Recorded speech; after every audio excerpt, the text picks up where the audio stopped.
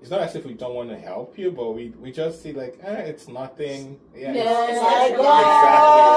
exactly. It's nothing. Like, she can do it. And you just like move past it. So I feel that women should be speaking up to like call. That was to the extreme. That's an extreme. That's an example of voting. That's where I would say it is a trap. I think generally it is a trap if you're looking at counting each dollar, each action, each thing, and then you're like, oh, it's almost like a game. That's a spreadsheet. Yeah. 50-50 marriage. Do you think it's fair, or is it a trap? Especially in this generation. Yeah. Ladies want to go first, or I go first? Yeah, maybe it would be nice to hear a different perspective. Okay. Or maybe it's the same. So I think my first question would be 50-50 in what sense? Is it like commitment or financial commitment, or just like we're looking at like marriage as a whole? I would say in marriage, 50-50 financial commitment, chores. Are we talking about divorce? Like splitting or no? No. Yeah, like you're in still marriage. In the marriage. You're still in the marriage, yes. And you and your partner have to split everything, the financial costs, chores, everything, 50-50. Is it a trap or is it fair? Does it build marriage or does it break it up?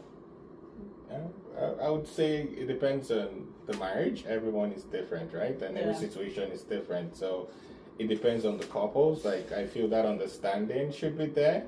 I should be able to understand what my partner wants. Like, is she stressed? Does she have like extra things she's doing, like school, or she's working like long hours? So if that's the case, then I shouldn't be expecting 50-50 from her, because she's probably putting in more time in like doing some personal stuff.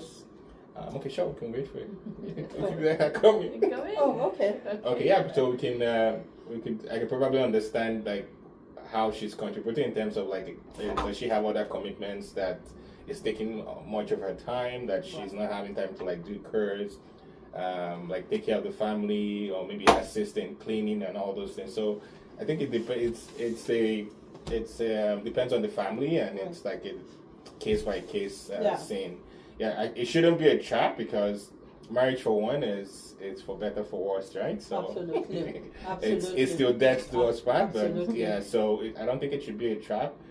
There should be an understanding between both partners, like, hey, my partner is struggling at this time, and what can I do to actually give that a support? So if I go extra mile of going like 80 and she does 20%, then it's still for the family. Right. But if she's not doing anything, like in cases where we're both like less busy, or I'm struggling financially, or I need that support and she's not supporting, then that becomes a case of being an issue. Yeah. So would you subscribe to 50-50 marriage? Why not? Like, if it's going to take our marriage and our love further, and why not? Absolutely amazing. What do you think? What do you guys think? I agree. I think that, like, when you're looking at 50-50, you can't take it like super literal, because you can't say like every single day you do this and I do this, and it's not going to be like that, because you only have a certain amount to give every day, and whether it's 100% or 50% because you're exhausted or whatever, as long as in the long run you guys have worked out what works for you. And there are, even when it comes to chores, I don't do a lot of like cutting the grass, right? But I clean the bathrooms, right? Or like it evens out in the end. So you can't take 50-50 as being exactly literal. Even in finance, like one of us is going to make more money than the other one, and you contribute what you can. Exactly. A career as well. And so to expect somebody who makes less money to put in 50% doesn't make sense. I would not subscribe to that. Right. No, exactly. Yeah. So I think it has more to do with what you're putting into the marriage, because 50-50 financially doesn't necessarily work, because you're putting a financial stress onto the person who makes less money.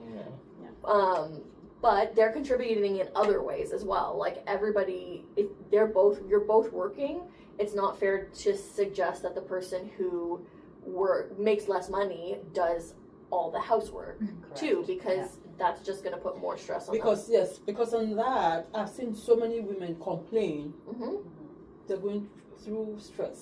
What kind of stress? Stress. The mental load. Yes, the mental load. I've had a lot of conversations with my partner about this recently. Yes. I think it's come to my attention because it's come to everyone's attention. I Exactly. have a name for it, but Yes. we had a pretty heated discussion where he kind of said, like, what do you mean the mental load? And I was able to, scheduling the dental surgery, completing the paperwork, doing the health insurance claims, making sure that everyone has childcare for the And you summer, have other things to do plus that. Exactly, yeah. So I was able to rattle off about 10 things that I had on my mind. Oh, call the furnace guy. Right. Like just all the stuff yeah. that he doesn't think about and doesn't have to, because, and then I got the typical, oh, well, just make me a list or just remind me. And so like that's not 50-50 when it comes to the administration of the household. So should we spell it out? You have to. I think no it one's a mind depends reader. on the strengths and weaknesses of the couple. Mm-hmm. Like, my strength might be planning and Yeah. men, Yeah. whereas my husband's might be manual labor and outside stuff. And I don't want to discredit my husband. He does a lot of the gopher work, we call it. Like he'll go Absolutely. get the groceries. He drives the kids. So to your point, it can't be exactly 50-50. I take these 5 tasks and you take these 5. Like it's a give and take. it's a give and take. And it's balancing act. Yeah. And it's not always going to be even either. Like as long as everybody is getting what they need out of the relationship and out of, then I think that kind of evens itself out. Because like you said, like I do a lot of the planning things, but he does like so much of the like outdoor stuff, and he's very good spontaneously. Right. I am not. So so he steps up in that regard where I'm like not as good at like being the fun parent necessarily. Right.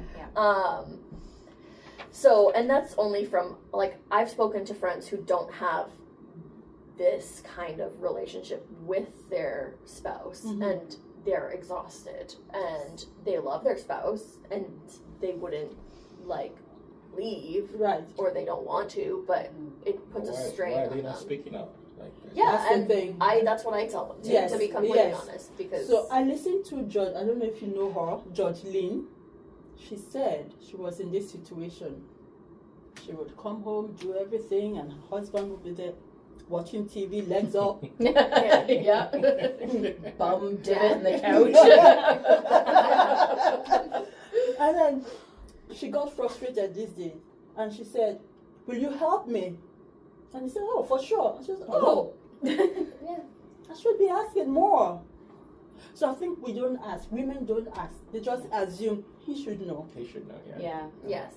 And we men, I think maybe things are changing, but like 70-80% of the men, like it's not as if we don't want to help you, but we just see like, it's nothing. Exactly.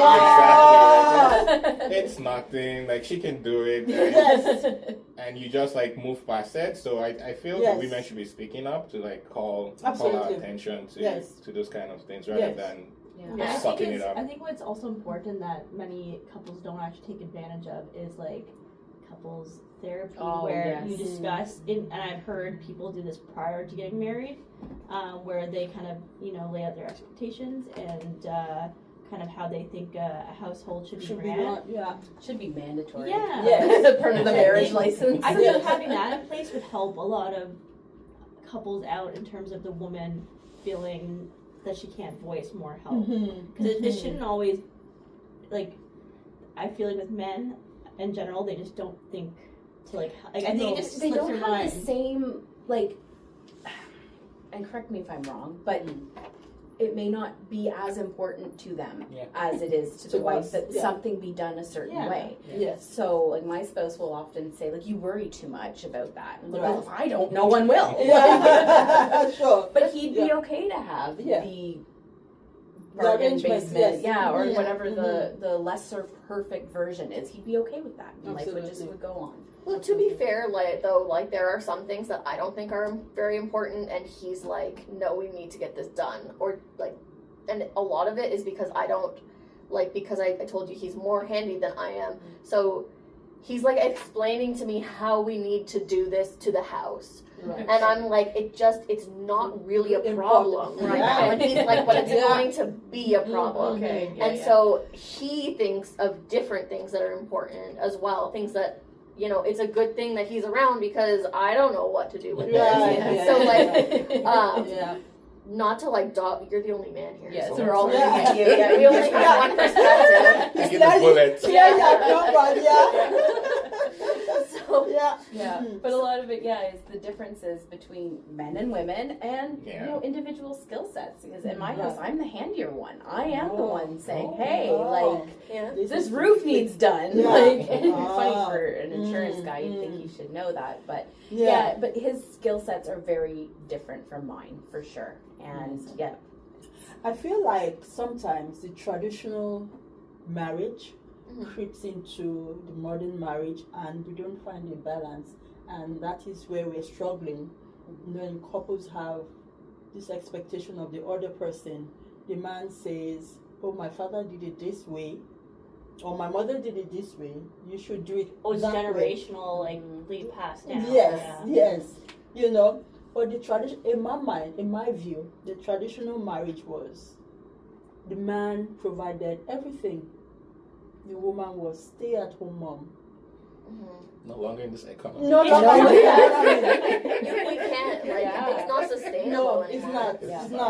It's not. So I feel like some people, some men, would rather, they still have the 50-50, but they expect their wives to do more at home. And then there's this friction.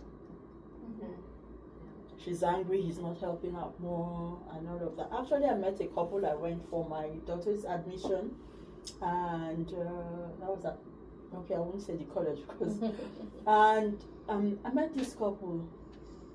We introduced ourselves, and they had three children or so, and right away, that was my first time meeting them. Right away, she started complaining. Oh, he doesn't help out at home. Oh, when I get back from school, I have to, at 9 o'clock, I have to still cook and take care of the kids. Oh, I was like, I don't think you should be telling me this. Exactly. Have you spoken to your husband about it? That's the question you should be asking. But he was there. Yeah. He was right there. That's not good. So I feel she has gotten to the point where she couldn't take it anymore. And was just spilling out. Maybe she didn't want to, but it was just coming out. And I see he was wise because he said nothing. He was sponging in everything. So maybe they had a discussion. Yeah. I don't think so.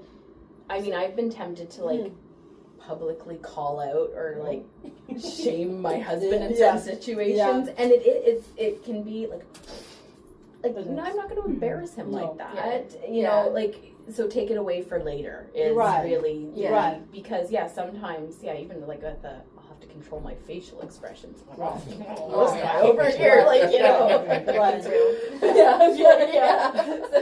So if we all had an advice for couples who are in your 50-50 marriage and feeling, oh, this is a trap or this is working, what would be your advice? I want to hear. What about single people? Huh? What about single people? No. Or like people that are going to get into marriage. Okay. When you're for people get into marriage, you should be having that discussion with whoever you're dating, like even from their behavior and actions, you'll be able to tell how is this person going to be if we become serious, like if we take it to the next level. So I think you should be having that kind of discussion. Like, hey, what do you think about the situation? What do you think about 50-50? Like from the response of your partner, then you should be able to know how's this gonna play out. But for the couples, like I think it's communication. Like you need to speak up. Like I do stuff most times, and I'm like, I'll do it on Saturday, and my wife is like, you need to get this done today. I'm like, I'm tired. So it's about communication, like, and at the end, I probably would stand up and go get it done because it's probably freaking her out that maybe the way this pen is not properly well, and I'm like, leave it till Saturday, like I'm tired. So right. It's all about communication. I understand, like she doesn't feel good saying the way it's looking, and rather than keeping it till like few days till weekend, I probably would just stand up and get it done. But it's all about communication and understanding your partner. So what do you think if she says, can you put it back the way it was? And you're like, oh, I'm tired. What do you think you want her to understand about your situation at that time? I'm tired. but if this tiredness is an everyday thing, then it becomes a problem. And do you follow through? Like when you say, I'll do it on Saturday, for me, I definitely do it. Okay, but when I notice, like, I also watch, like, her reaction. Like, when I say I'm tired, and I look at her face, she probably, she grumbles and goes upstairs. I'm like, okay. Then, by the time she comes back, and I go ahead and get it done, even before she gets back. But if it's something like I'm super tired, I was like, this thing can wait. Even, like, yesterday we had this thing, like, my kids, like, they came in and they dusted their shoe in front of the house, so, like, there was sand and everything. And I brought the vacuum. I was going to vacuum. I was like, I'm tired. So I just plugged in the vacuum, and I left it. I was like, I'm going to do it today, which is Friday. And she was like, oh, you plugged in this vacuum and you didn't do this. I was like, it can wait. Oh, my God. I was like, it can wait, and I can get it done today, like, after work, and, like, it's weekend. I'm going to get it done today. And she was like, well, you plugged it in and you should have finished. I was like, I'm going to get it done. And this morning I woke up, I just quickly did it, and I was like, oh my God, for peace to reign. So I think it's all about communication and understanding your partner. Like, you should be able to understand how she feels, like, when you respond or react to something. Yes. So I would say because this discussion will not be complete if we don't add singles. So I would say, like you mentioned earlier, before you get married, have that conversation. Because if you don't have that agreement, as soon as you get in, that would be the first issue you would have. I would go as far as to say live together before you're married. Exactly. I know that culturally speaking, that doesn't work for everyone. Religiously, it doesn't work for everyone. If you are able to, I would say live with someone first. We hashed out a lot before we got married. And if you can't for religious reasons, look at the family of origin. Did that man or woman's mother teach them to be self-sufficient, or are they just handing you their problem? Because that's a good one. That's a good one. I think becoming having almost like a vision board, like what each vision is for the future. Like so, like how many kids, none, or how many. There's been, I've heard of a lot of disagreements in terms of having kids, like is it one, or is it none, or is it 5? Actually being able to compromise too. Like, can people actually compromise on a big topic? Right. There's been marriages that I've heard that have crumbled because of the husband wanted 5, but the woman had 2, and it was very traumatic. And then she said, "No, I'm not having any more." Right. So those discussions would need to be had beforehand. Yeah, I saw a video. This couple they were trying for a child, and she wouldn't conceive. She didn't want to conceive, and her sister-in-law asked her why she didn't want to conceive. She said, well, we are in a 50-50 marriage, so she feels like they should pay for everything. So she demanded conceive 50% of the child. Surrogacy. She demanded surrogacy where they will split the bill. Oh wow! Yeah, that was to the extreme. That's an extreme. That's an example of. But that's where I would say it is a trap. I think generally it is a trap if you're looking at counting each dollar, each Right. action, each thing, and So then you're like, oh, it's almost like a game. that's Right. a spreadsheet. Yeah. Your marriage is a spreadsheet, and Exactly. that's not. Because you can't do it like that. You're just gonna, it's gonna cause more arguments. And hurtfulness. Yes, and like, whether you have eyes on your spouse's income or not, it doesn't really matter. Like, if you trust that person, you know what they make and what, and what you each put in what you can into that bucket at the end. I'm talking about financially right now. Right. Yeah. But it applies to everything. Right. Yeah. Because there are some days where you're tired Right. and your bucket is not full. You don't Yeah. have Right. 100% to give at that end of that day. Right. And I have those days too, and he has those days. And that's the day when your partner needs to kind of step up and do the other 40%. Right. Yeah. Well, I mean, if they have 100%, you Yeah. know, Yeah. you only have as much in your bucket to give. Yeah. So, I mean, if you're looking at it literally, the 50-50 method doesn't work. Yeah. If you're looking at it more as in we each have to give and work in complement to Right. what your spouse gives, and look at it that way. So you're saying it should be complementary. Yeah. Yeah, Exactly. I think it's a cliche, but like everybody needs to give 100%, and like 100% Amazing. isn't a fixed value, right? It's Yeah. it's Spread just- over 7 days. Some Right. days it's are, what you yeah. have at that At that time. point. So like if I have 1 cup of coffee and I give you 100% of it, like you get 1 cup of coffee. But if I have 3 cups of coffee and I give you 100% of that, like I have more capacity. Yeah. Right. So like you give what you can Right. in that Right. moment, and if based on what you have in your cup. And I guess that's when I complain to my spouse about him not doing enough Right. on the administration side of things. I think what I'm really asking for is like my cup needs to be full. Right. So that I can do these things for our family, Right. because I know you don't excel in these Right. areas. Right. And I prefer to do it myself anyways half the time, right? Like I like how I Right. do it. Yeah. So Right. I need him to make sure my cup is full. Yeah, I get you on that part because when my husband became sick, but he's fine now, I had to step up a bit for some of the bills.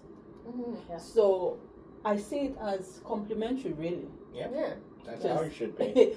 It would be selfish of me to say, "Oh, bring the way you used to bring." No, Right. no. Yeah. Because if he's what I said earlier, if he has 60% to give and he gives all of the 60%, then he's giving you 100%. You know what I mean? Like Yeah. but it's kind of what you were saying with the coffee as well. Yeah. Like we're here to top up what the other Whoever person brings, doesn't yeah. have. Yeah. And it's fluid. Yeah. It should be very fluid. Yeah. Absolutely. So So what are our final thoughts to someone who is in this trap or who is in this fairness? What would be our final advice to them? And what can people who are intending to get married, what can they take out from this so they don't fall into mistakes that others have made in this area? What you said earlier is therapy. Like, Oh, like they need to seek Yeah. therapy first to understand. yeah. Absolutely. There's something, the Gottman method is one of the, like my spouse But and what's I did that? it. It's a couple, the Gottmans. They're both doctors, and they're a couple, but they have almost codified how to make a marriage work. Like they have these different, like, responding to your spouse is what they call for attention. So like, when your spouse looks at you and you're like in your phone, like those calls for attention, like apparently that was like the number one indicator of divorce was how often those calls go unanswered. So they really brought it down to a science talk about, how most couples have these reoccurring issues. They're never going to be solved. But the ability just to talk to your spouse about it and feel heard softens the issue. You may not agree on, your favorite color. You're never going to have the same favorite color. But understanding the other person's reasoning when you feel heard, the issue becomes less problematic. Because you just, they understand you, and you may not agree, but we did there's certified counselors in that method, and it was important for my husband to do that, because he doesn't, older generation doesn't like the talk therapy. So I was able to present this to him as almost like couples school, like they're giving you handouts and you're practicing these methods. So I highly recommend that method if that one's not for you. Any form of counseling before marriage, I think it's just an investment. Right. On the positive, they do say like that millennial.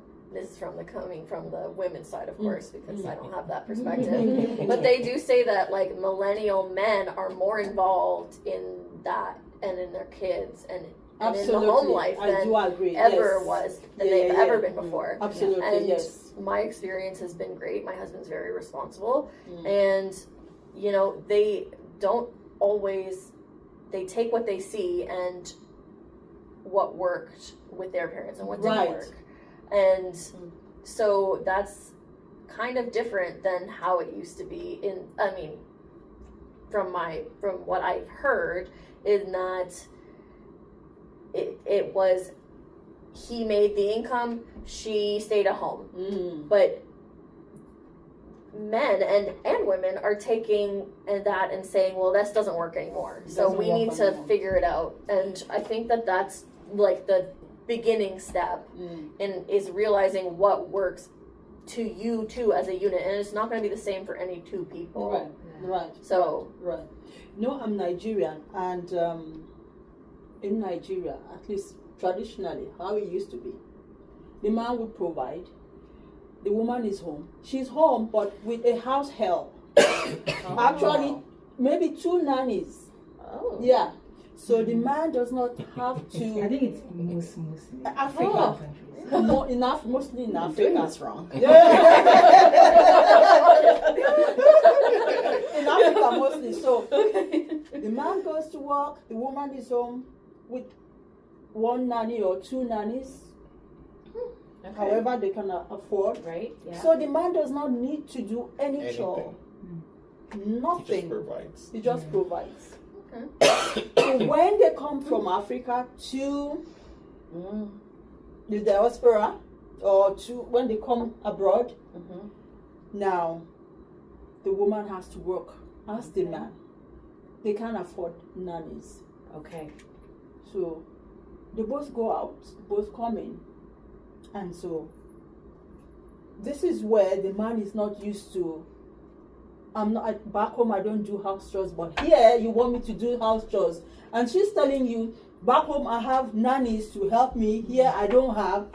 So you help out more. So to these people, how do we address these people? Because these are the people that are saying, complaining the most. That have these issues. I think it's pretty straightforward. It's change of location. If he can provide the nanny, then why not go ahead and provide a nanny? Then everything returns back to the way it was back in your country. But like you've changed, you moved to another country, different environments, both parties are working. It's pretty straightforward. Like if you want things to return the way it was, then you need to provide those